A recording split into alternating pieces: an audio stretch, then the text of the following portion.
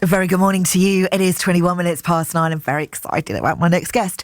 Now, were you watching Britain's Got Talent back in 2007 when she finished in second place at 6 years old and brought a nation to tears with this version of a classic?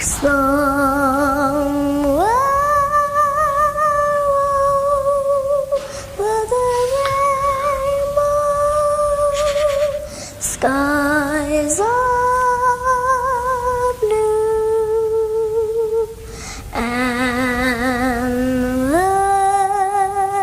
dreams that you dare to dreams really do come true. I can literally picture it now. I can literally picture that. Well, since then, Connie Talbot has gone from strength to strength. She's released 5 albums, which have hit #1 in charts around the world, numerous singles, and she's been back to BGT to perform too. Now she's releasing a gorgeous new Christmas single that's an amazing throwback to that classic festive sound.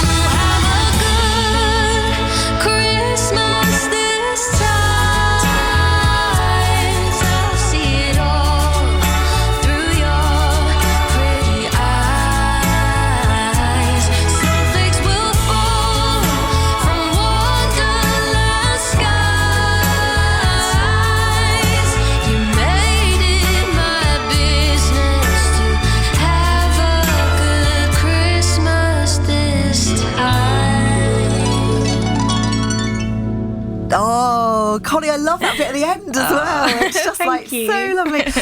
Connie, welcome to the Sunday Breakfast Show. Thank you for having me. How bizarre is it? And we were just talking off air then, and I said when I played that clip of you from Britain's Got Talent, I can picture you, apart from Susan Boyle, who was that another defining moment, I couldn't remember another Britain's Got Talent contestant, and people will always remember you. How does that feel? It is a really strange feeling, actually, because I can barely remember a lot of it myself. Yeah. So when I see that audition and look back on it, it's almost like that was another little girl that was singing on Britain's Got Talent. But I mean, there's lots of fond memories from that time, and I've had such an incredibly lucky career, and the amount of support that I've had since then is just honestly unbelievable. So I'm really grateful for that experience. It's so lovely. And I know, I mean, when you were on the show and you said you had got great times with it, did you know, coming second, it still was an amazing springboard for you there, wasn't it? Because people still remember your name. Yeah, 100%. It was honestly just something that I really wanted to do as a kid, which is crazy to think.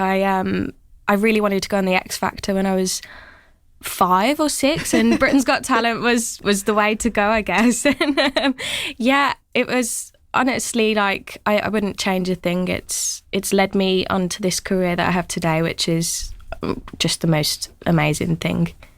Yeah, I was going to say, tell us about life since then. I mean, it's slightly. And again, you totally hit the nail on the head when I said, I can't believe it's 2007. That makes me feel really old. And you were like, well, think about me. Because it's like, it's bizarre to think it was that long ago. How has life been since then? Because it was a great springboard. It was, yeah. I mean, I've been so lucky to be able to travel the world. And, you know, I have supporters in Southeast Asia that have been there since day one, still listening to my music now, and did tours in America, tours in Southeast Asia, the UK. I've had, honestly, like a strange childhood growing up, but the most incredible one. You know, there have been sacrifices in terms of, I mean, Wonderland Skies was written about that sort of feeling of Christmas as a child, and I sort of grew out of that really quickly. So it was really nice to sort of write about that experience. But yeah, when I say that, it comes across and grateful, but at the same time, I wouldn't change a thing. It has been the most incredible experience. And yeah. You mentioned the single there, and what I love about it, and I love this about Christmas songs, when it's got that as soon as you hear it, you know it's a Christmas song. That real sort of like classic feel to it. Do you know what I mean? There is something to be said for that sort of more classic Christmas song.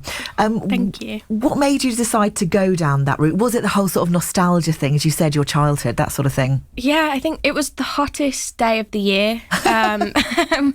And I co-wrote this Christmas song. Really? Did you? Yeah. Oh, gosh. How do you get into that Christmas psyche? Oh, I don't know, to be honest. On the hottest day of the year, I really had to dig deep.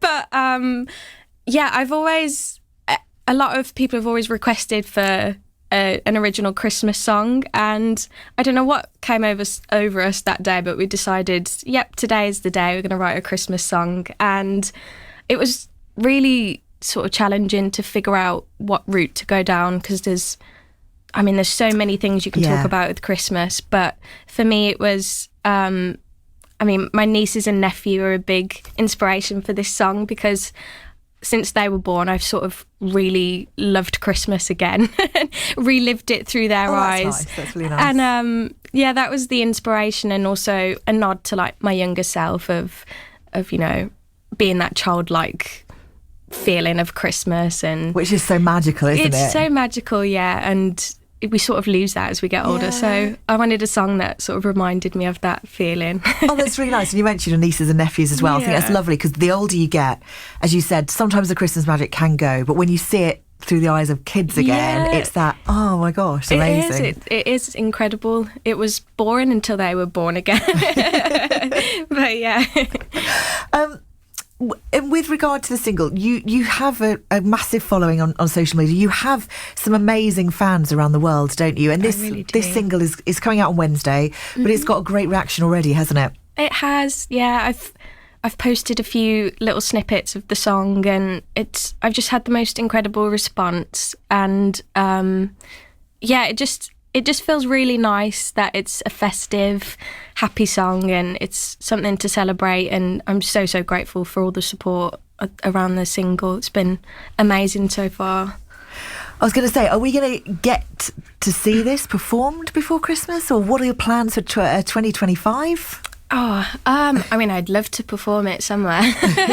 No plans as of yet, but there will be a music video, which has my nieces and nephew involved as well. Did you have to film it around summertime, or was it like when it was really hot outside? No, this was literally on my birthday last month. Okay. This whole thing has been quite spontaneous. Yeah, all completely independent. So yeah, we've been rolling with the punches with this one. But it has been the most amazing experience releasing a single independently, and yeah, especially with the kids, it's been a lot of fun. Is it quite hard to do that independently? I mean, because we often hear about record companies getting involved and telling you that's what you got to do, this is what you got to do. How is it when you sort of do it independently? Yeah, I quite enjoy the creative freedom of being independent.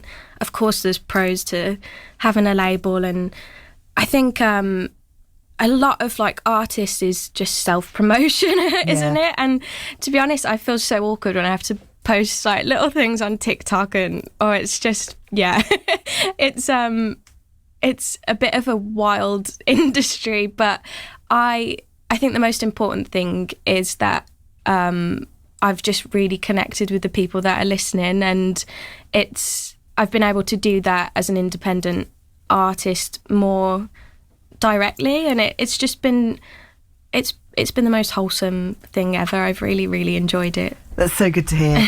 And what are your plans for next year? Do you have any more music? Do you have any more touring? Yes, somehow independently. I'm gonna release a lot more music next year. I did a mini tour in September, and I'd love to do another one next year. So yeah, fingers crossed, new music next year. Amazing. And to remind us the name of the single and where people can get it from Wednesday. Yeah, the single is called Wonderland Skies, and it will be streaming on all platforms on Wednesday. Thank you. Connie Talbot, thanks so much. It's so lovely for you to come in and keep in touch with us and let us know what you're up to, because it's really nice for you to just tell us about your journey, and we wish you all the very best with it. Thank you so much for having me. Thank you so much, Connie Talbot there. It is now